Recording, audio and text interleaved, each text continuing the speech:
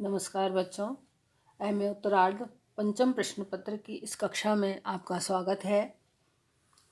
हम बात कर रहे थे इससे पिछले व्याख्यान में हिंदी निबंध स्वरूप एवं विकास पर।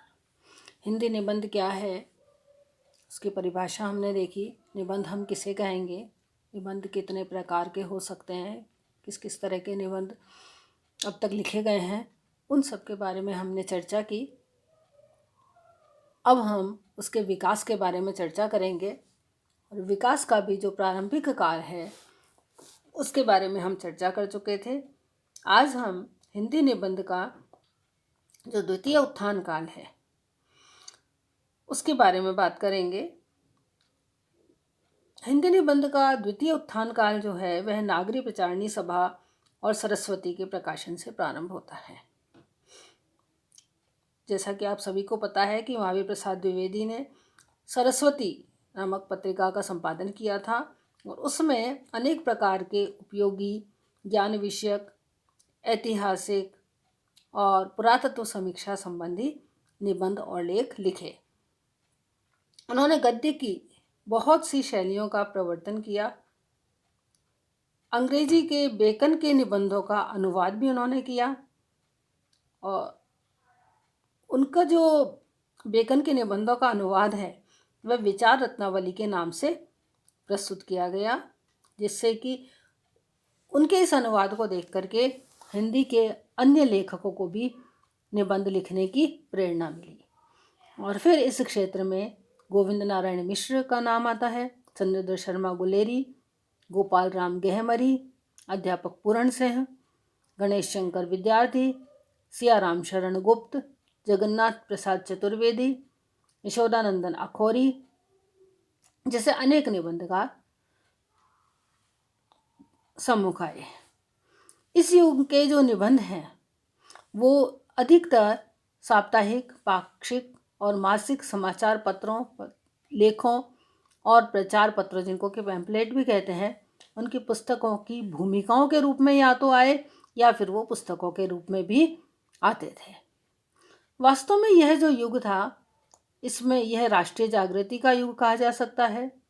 विश्व बंधुत्व की भावना भी इस समय में उत्पन्न हो रही थी। सामाजिक एकता की बात भी की जाती थी। अतीत के गौरवगान की, सांस्कृतिक पुनरुत्थान की, ये सब बातें तो थी ही, लेकिन साहित्य के क्षेत्र में जो एक महत्वपूर्ण बात थी वो यह थी कि यह भाषा के परिष्कार का युग था। इसलिए ये जो 20वीं शती का ये जो चतुर्थांश है, इसके निबंधों में विषयों की विविधता हमको देखने को मिलती है, क्योंकि समाज में जो कुछ होता है साहित्य में वही होता है उससे, और निबंध भी निश्चित रूप से उसी पर लिखे जाएंगे। जैसा मैंने आपको बताया कि समाज की स्थिति ऐसी थी कि ये सब चीज़ें जो है ये नए रूप में हमारे सामने आ रही थी। सामाजिक समरसता की बात की जाती थी, विश्व बंधुत्व की बात की जाती थी, राष्ट्र प्रेम की बात की जाती थी, सांस्कृतिक उत्थान की बात की जाती थी। तो फिर इन सब के कारण निबंध के विषय जो थे उनमें भी विविधता आ रही थी, विचारों को गंभीरता मिलने लगी थी और भाषा की जो स्वच्छता है, भाषा का जो परिष्कार है, वह हमको इस युग में देखने को मिलता है। जीवन को पूरी तरह से और गहराई से देखने के कारण निबंधों के अंदर विनोद और हास्य की मात्रा बहुत ही कम होती चली गई थी। रूप की दृष्टि से इस काल के जो निबंध हैं उनमें गद्य गीत और चरितात्मक कहानी के रूपों को भी इन्होंने अपने में समेटकर विकसित किया था। यानी जो पहले लिखे जाते थे, गद्य गीत लिखे जाते थे, चरितात्मक कहानियाँ लिखी जाती थी, उनका रूप भी एक तरह से इसमें समेट करके आ गया और वो निबंध के रूप में हमारे सामने आने लगे। राय कृष्णदास की साधना, वियोगी हरि की तरंगिणी, लक्ष्मण गोविंद आठले की वर्षा विजय और गणेश शंकर विद्यार्थी का जो प्रताप चरित है वो हमको इसके उदाहरण हम उसके दे सकते हैं। जो महावीर प्रसाद द्विवेदी ने कार्य किया, भाषा के परिष्कार का जो कार्य किया, भाषा को व्याकरण निष्ठ बनाने का, शुद्ध बनाने का, स्वच्छ बनाने का जो कार्य, भाषा की शुद्धता का जो महत्वपूर्ण कार्य महावीर प्रसाद द्विवेदी ने किया, उस कार्य को आचार्य रामचंद्र शुक्ल ने, गुलाब राय ने, श्याम सुंदर दास ने आगे बढ़ाया और इन्होंने इन निबंध प्रतिभाओं ने इस कार्य को आगे बढ़ाते हुए बहुत से उच्च कोटि के निबंध लिखे। शुक्ल जी, जैसा कि आप सभी को पता है, कि गंभीर विचारक थे, लेकिन विनोदी स्वभाव के भी थे, इसलिए उन्होंने ज़्यादातर विचारपूर्ण विषयों को ही निबंध का विषय बनाया। उनके निबंध जो हैं वो निगमन शैली में लिखे गए हैं। जैसा बच्चों आपको पता है कि निगमन शैली क्या होती है, कि उसमें एक सूत्र के रूप में किसी चीज़ को बता दिया जाता है और फिर वो शुरू से अंत तक उस सूत्र का एक तरह से उसकी विवेचना करते रहते हैं। तो इसी तरह से जो रामचंद्र शुक्ल ने निबंध लिखे उसमें निगमन शैली का प्रयोग किया। वो प्रारंभ में ही किसी सिद्धांत को उपस्थित कर देते हैं और बाद तक वे उसका वर्णन करते रहते हैं निबंध में। उसका वर्णन फिर पूरे निबंध में हमको देखने को मिलता है। श्याम सुंदर दास और गुलाब राय जो थे वो निगमन शैली की बजाय आगमन शैली में निबंध लिखते थे। जैसे निगमन शैली में एक सूत्र के रूप में किसी बात को कह दिया जाता है और फिर उसकी विवेचना की जाती है। आगमन शैली ठीक इसके विपरीत होती है। इसमें पहले तथ्य रखे जाते हैं, उन तथ्यों की व्याख्या की जाती है और उन व्याख्या के द्वारा सारांश निकाला जाता है और फिर जो सत्य है उसको उद्घाटित किया जाता है। तो निगमन शैली में तो आचार्य रामचंद्र शुक्ल ने निबंध लिखे, लेकिन श्याम सुंदर दास और गुलाब राय ने आगमन शैली में निबंध लिखे। वो पहले किन्हीं तथ्यों को उपस्थित करते हैं और अंत में उसका सारांश निकाल करके और वो किसी सत्य का उद्घाटन करते हैं। इन निबंधकारों ने सभी नहीं, चाहे वो आगमन शैली में लिखे हों चाहे निगमन शैली में, अधिकतर तत्सम देशों का तद्भव और देशी और तत्सम सभी शब्दों का उन्होंने प्रयोग किया, क्योंकि जैसा कि मैंने बताया कि भाषा के परिष्कार का यह युग था, इसलिए तत्सम शब्दों की हमको बहुलता देखने को मिलती है, लेकिन कहीं कहीं उसमें देशी और तद्भव शब्द भी आ जाते हैं। लेकिन हाँ, और कहीं कहीं उसमें अंग्रेजी, अरबी, फारसी के शब्द भी जो कि सहज रूप में आते थे उनको अपनाया गया। 20वीं सदी का ये जो उत्थान काल था, इसमें बहुत से विषयों पर निबंध लिखे गए। उनमें से हम कुछ रूप ले सकते हैं, जैसे सांस्कृतिक निबंध, मनोवैज्ञानिक निबंध, समीक्षात्मक निबंध, विचार प्रधान निबंध, भाव प्रधान निबंध, वर्णन प्रधान निबंध, आत्मचरितात्मक निबंध और स्वप्न कथात्मक निबंध। इतने तरह के निबंध इस 20वीं शताब्दी के उत्थान काल में लिखे गए।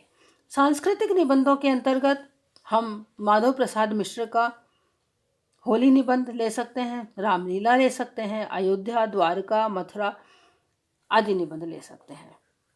और सांस्कृतिक निबंधों के अंतर्गत ही हम चंद्रधर शर्मा गुलेरी का जो संगीत निबंध है उसे ले सकते हैं। दूसरा आता है मनोवैज्ञानिक निबंध। मनोवैज्ञानिक निबंधों में जो प्रमुख नाम लिया जाता है वह आचार्य रामचंद्र शुक्ल का लिया जाता है। उन्होंने भाव और मनोविकार संबंधी निबंध लिखे हैं। उत्साह पर उन्होंने निबंध लिखा, क्रोध पर लिखा, क्षमा पर लिखा, श्रद्धा पर लिखा, प्रेम पर लिखा, करुणा पर लिखा। तो इस तरह के उन्होंने निबंध लिखे हैं जो कि भाव संबंधी, मनोविकार संबंधी निबंध हैं। ये मनोवैज्ञानिक निबंधों की श्रेणी में आते हैं। समीक्षात्मक निबंधों के अंतर्गत महावीर प्रसाद द्विवेदी ने निबंध लिखे। इनमें जैसे कवि और कविता, साहित्य की महत्ता, इन निबंधों को लिया जा सकता है। और इसी तरह रामचंद्र शुक्ल का जो निबंध है साधारणीकरण और व्यक्ति वैचित्र्यवाद या कविता क्या है, ये जो रामचंद्र शुक्ल के निबंध है इनको हम समीक्षात्मक निबंधों के अंतर्गत ले सकते हैं। बाबू गुलाब राय का जो निबंध है सर्वोत्तम काव्य, हास्य रस, और इसी तरह जगन्नाथ प्रसाद चतुर्वेदी का अनुप्रास, अन्वेषण, हमारी शिक्षा किस भाषा में हो, ये सारे जो निबंध हैं ये हमें समीक्षात्मक निबंधों के अंतर्गत देखने को मिलते हैं। इसी तरह निराला के जो परिमल की प्रस्तावना है यह भी हमें समीक्षात्मक निबंध का ही इसमें आभास होता है। अब हम आते हैं विचार प्रधान निबंधों पर। विचार प्रधान निबंधों के अंतर्गत